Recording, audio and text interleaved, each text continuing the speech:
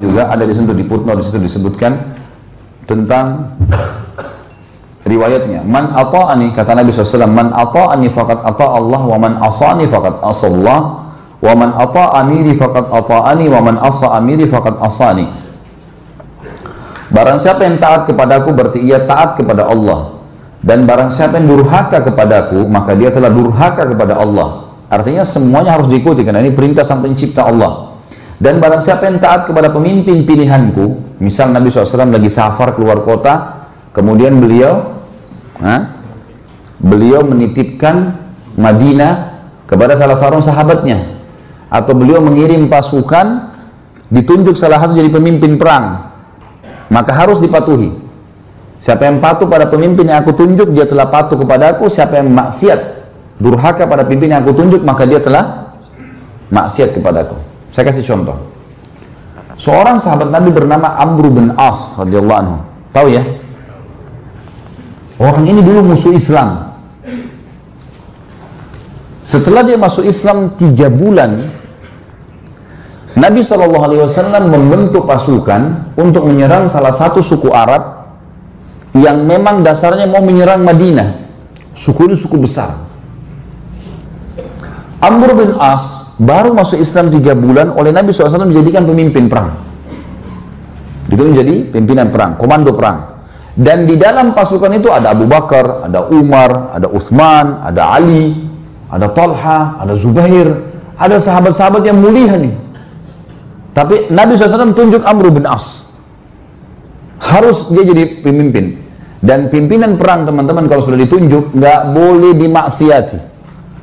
Dia bilang berhenti-berhenti, makan-makan, pulang-pulang, perang-perang. Harus dipatuhi.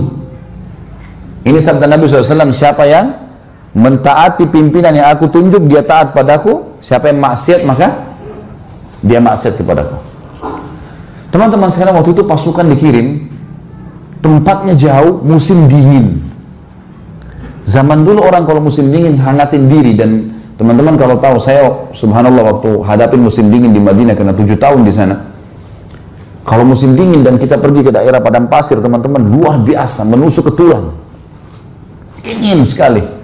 Sampai di kampus saja, di kampus sudah masuk kota Madinah, banyak bangunannya. Itu kalau kami mau tidur, biasanya saya dulu pengalaman gitu sama teman-teman, selimutnya didudukin dulu. Angatin dulu. Kalau enggak kayak ditusuk-tusuk sama pisau, panas, dingin sekali. Apalagi padang pasir nih, luar biasa. Waktu itu dingin sekali. Apa instruksinya Amr bin As? Jangan ada yang nyalakan api. Nggak boleh ada yang nyalakan api. Umar bin Khattab tahu, ini Amr bin As ini, kalau bahasa kita anak kerucu nih. Baru masuk Islam 3 bulan mau ngatur-ngatur gimana nih? Dan dulu musuh Islam ini. Amr bin As ini perlu antum tahu ya radhiyallahu anhu.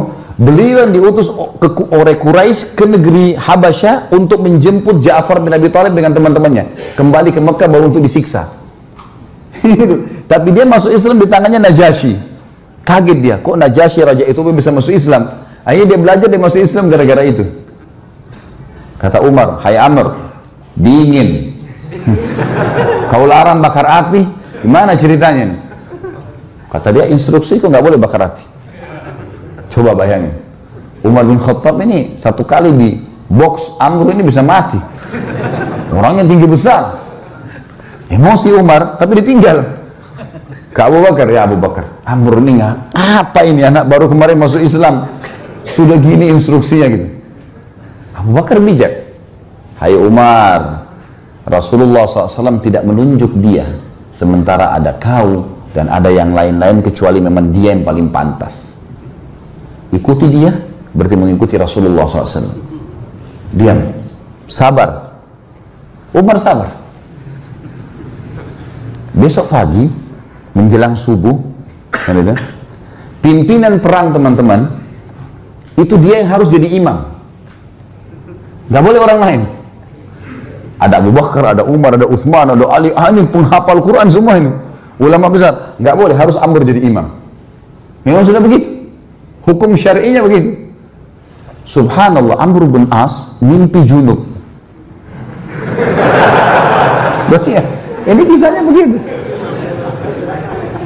Amr bin As mimpi junub. Waktu dia keluar, minta dia bawakan air oleh beberapa pasukannya, gitu ya. Umar tanya, kenapa Amr? Dia bilang, saya junub. Gitu kan? Kemudian waktu dia pegang air, dingin. Kata Amr, saya mau tayammum. Saya mau tayammum. Kata Umar, ada air, nggak bisa tayammum. Kata dia, saya mau tayammum. Ini masalah lain lagi. Tadi malam sudah buat orang kedinginan, sekarang masih ada air, tak mau tayammum. Ini orang baru masuk Islam, mu'allaf ini. Umar sudah jengkel nih. Abu Bakar lagi. Gimana nih Abu Bakar? Ingat. Ini utusan Rasulullah SAW. Jangan kau bantah. Baiklah. Jadi Amr bin As jadi imam mandi tayammum. Padahal ada air. Ini luar biasa. Ya. Sudah selesai sholat, kata Amr, saya takbir, serang. Takbir, serang. Memang ternyata pasukan ini, ini kelompok ini, ya, suku ini jumlahnya kalau mereka nyerang Madinah bisa mengalahin Madinah semuanya. Nanti kan kita tahu alasan-alasan Amr bin As dan bagaimana Nabi SAW membenarkan dia. Diseranglah. Ternyata hanya dengan kalau tidak salah 300 orang pasukan berhasil mengalahkan suku itu. Dan Amr bin As mengatakan, ingat, setiap orang kalian harus berjalan sama temannya. Nggak boleh pisah. Bersebelahan terus, dia harus dampingi. Sekarang pilih teman masing-masing. Jadi dia 300 orang untuk pilih teman. Selalu berdekatan. Serang musuh berdua, nggak boleh pisahin. Jangan tinggalkan temannya kalau dia masih belum selesai duel atau berperang. Itu instruksinya. Karena ini malam, gelap. Baik, pergilah ke sana, perang dan berhasil menang. Kocar kacir nih suku nih. Kocar kacir sukunya, lari semuanya. Para sahabat mengetahui mereka kocar kacir, dengan semangat serang, takbir, kejar. Kata Amr, tunggu. Jangan ada yang nyerang sana. Tunggu di sini. Umar balik lagi. Hai Amr, musuh udah kalah. Tinggal kita kejar, tebas nih. Tidak bisa, instruksi tunggu sini. Tidak boleh kejar musuh. Kumpulin ghanimah yang ada sekarang, pulang Madinah. Tentu sahabat-sahabat yang lain yang didukung siapa kira-kira? Amr atau Umar? Umar. Karena mereka tahu siapa Umar gitu kan. Mereka juga tahu siapa Amr. Pikiran mereka ini Amr ini 3 bulan yang lalu perangin Islam. Ini musuh besarnya Islam ini dulu. Baiklah, pulang pasukan ke Madinah. Baru turun dari kuda, Umar langsung, ya Rasulullah, ini Amr buat begini. Tidak boleh nyalain api, kita lagi kedinginan. Malam-malam dia mandi junub, tidak pakai air, tayammum. Kemudian musuh kalah, kita dilarang pergi tangkap musuh. Padahal itu kan ghanimah. Musuh yang lari itu kalau ditangkap kan jadi hamba sahaya, bisa diperjualbelikan. Lalu Nabi SAW tanya di depan mereka semua, hai Amr, keluhan sudah sampai kepadaku, apa jawabanmu? Ya Rasulullah, pasukan suku yang kita serang ini adalah suku yang jumlahnya kalau semua berhasil menyerang Madinah keesokan harinya habis kita nih. Pasukan perang jumlahnya banyak. Kalau kita nyalain api, mereka tahu kita ada, habis 300 orang lawan sekian ribu, gimana caranya? Kata Nabi SAW, benar. Lihat, Nabi SAW tidak salah memilih pemimpin nih. Nabi bukan orang bodoh.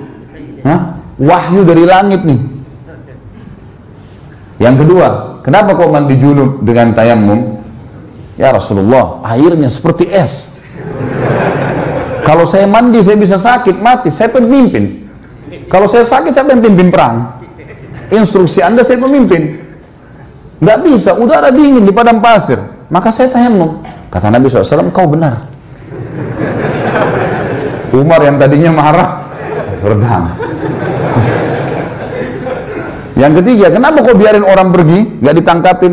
Ya Rasulullah, 300 orang. Lawan sekian ribu orang pasukan ini. Kalau kocar kacir pasukan saya, nyerang sana sini nangkap, kita akan dikalahkan pasti. Mereka bisa tahu jumlah kita, tapi kalau kita ngumpul, kelihatannya banyak. Dan target kan ngalahin mereka. Mereka sekarang sudah takut dan mereka gelap tidak tahu jumlah pasukan kita. Ngapain kita nyerang-nyerang sana? Toh ganimanya sudah ada. Target sudah tercapai. Mereka kalah, nggak usah buru-buru itu. Kata Nabi SAW, kau benar. Abu Bakar balik ke Umar. Nah, sudah tahu?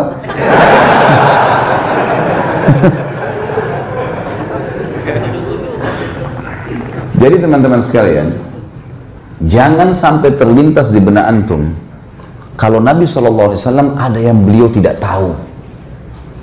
Ini Nabi SAW ini yang kita tidak tahu beliau sudah tahu. Bukan cuma di sini, di surga sudah diperlihatkan. Bodohnya sebagian orang menganggap baginda Nabi SAW masih ada yang belum ditahu. Makanya mereka buat-buat ibadah yang tidak diperintahin. Tangkap nggak poin ini? Ini penting sekali. Kalau antum masih melakukan perbuatan bidah yang antum anggap boleh, berarti antum menganggap Nabi SAW masih ada yang belum diketahui oleh beliau. Padahal tuntunannya sudah jelas. Innal halala bayyin wa innal harama bayyin. Ingat kata Nabi SAW, yang halal sudah jelas, yang haram sudah jelas. Wa bainahuma umurun mushtabihat. Di antaranya ada hal-hal yang samar. Siapa yang menyelamatkan dirinya dari hal yang samar-samar, faqad istabra li dini wa dunyah. Dia telah menyelamatkan kesucian agamanya dan dunianya. Wa man waqa'a fi syubhat faqad waqa'a fil haram. Siapa yang sengaja jurumuskan dirinya pada yang syubhat, haram atau enggak ya? Nggak apa-apa deh. Maka faqad waqa'a fil haram. Dia telah jurumuskan dirinya pada yang haram. Artinya nggak ada tengah-tengahnya. Halal atau haram? Syubhat berarti haram. Jelas agama Allah. Orang yang jurumuskan dirinya pada yang syubhat berarti ada haram, seperti pengembala domba yang membawa domba-dombanya ke ladang yang luas, rumputnya lebih tinggi dari domba-dombanya, dan dia tidak tahu domba mana yang dicuri oleh serigala. Kita nggak tahu ini halal atau enggak, lalu kita jurumuskan diri untuk apa? Jadi agama sudah sempurna, nggak butuh tambahan-tambahan. Banyak hal yang membuat umat Islam sekarang berselisih teman-teman, tapi poin intinya kata ulama adalah mereka semua mengaku kembali kepada Al-Quran dan Sunnah. Semua orang liberal pun yang mengatakan Quran harus direvisi, boleh nikah lintas agama, semua orang agama masuk surga. Banyak syubhat yang mereka lemparkan. Mereka juga mengaku kami juga kembali kepada Al-Quran dan Sunnah, tapi Al-Quran yang tidak sesuai dengan akal kami, tidak relevan, kami ganti, tolak, harus direvisi. Hadis Nabi yang tidak masuk di akal, seperti lalat yang dicelupkan di air susu kemudian bisa jatuh racunnya, bisa ngobatin, tak masuk di akal ini. Mereka tolak gitu kan. Semua mengaku berlandaskan Al-Quran dan Sunnah. Tetapi yang membuat mereka menyimpang adalah mereka tidak mengikuti pemahaman salaful ummah. Siapa itu? Sahabat. Mereka anggap mengikuti sahabat itu kuno. Di zaman Nabi SAW itu ya zaman Nabi, zaman sekarang beda, harus diubah. Dan itu yang dikembangkan oleh Kamal Atatürk di Turki. Sampai mengatakan ada istilah Islam Arab, Islam Turki, Islam Persia. Sekarang Indonesia kan baru kena penyakit itu, Islam Nusantara. Zaman dulu sudah ada nih. Sampai Kamal Atatürk ganti azan dalam bahasa Turki. Lama-lama azan dalam bahasa daerah kita nih. Diubah semuanya, agama Allah nih. Ini bahaya sekali teman-teman sekalian. Makanya memahami Al-Quran dan Sunnah harus sesuai dengan pemahaman salaful ummah atau sahabat. Pegang baik-baik hadis ini teman-teman. Kalau ini antum jadikan pondasi hidup, pegangan hidup, antum akan selalu aman. Ini jaminan, tiket dari Nabi SAW untuk siapapun yang bersyahadat sampai hari kiamat. Kata beliau, Yahudi terpecah menjadi 71 golongan, Nasrani 72, dan umatku 73. Yang 73 yang dibahas. Semuanya lewat neraka dulu. Nanti masuk surga, tapi lewat neraka dulu. Dibersihin dulu dosa-dosanya. Kecuali satu. Semua kita bertanya siapa satu? Sahabat juga bertanya, Rasulullah siapa yang satu? Masuk surga langsung tanpa hisab deh. Kata Nabi SAW, makana ana alaihi wa ashabi. Yang mengikuti aku dan mengikuti sahabat-sahabatku. Inilah teman-teman yang dikumandangkan oleh teman-teman yang mendakwakan dakwah salafiyah dan dakwah sunnah di Indonesia. Yang selalu dikatakan aliran sesat, aliran keras, wahabilah segala macam.